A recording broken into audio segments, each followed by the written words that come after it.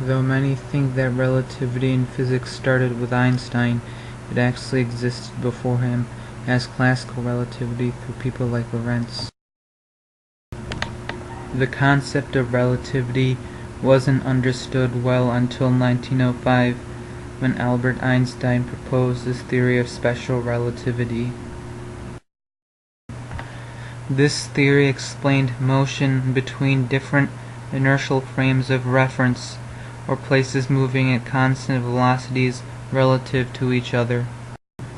When one considers two objects moving at constant speed, the relative motion between the two is the way to represent their movements. This theory operated under two postulates. The first postulate stated that the laws of physics don't change, even for objects moving in inertial frames of reference. The second postulate stated that the speed of light is the same for all observers, regardless of their motion relative to the light source. Einstein's theory stated that as objects get heavier, they get faster. Objects get infinitely heavy and energetic when they reach the speed of light. Before special relativity, energy and mass were seen as separate and having no connection whatsoever.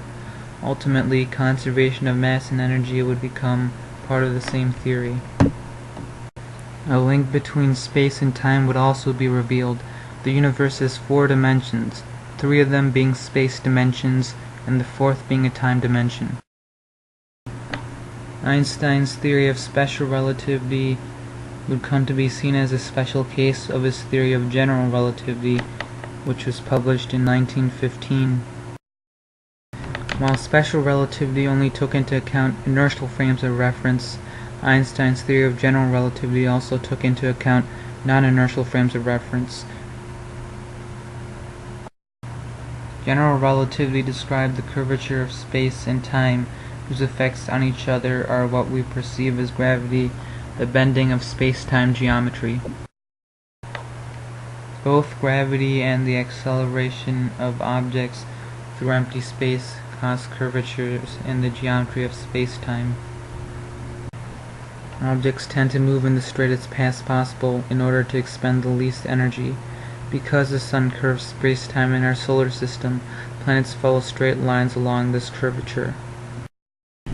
Einstein's equivalence principle stated that an experiment on Earth would be affected by the Earth's gravitational force g, similarly to how it would be affected by an acceleration of g in free space.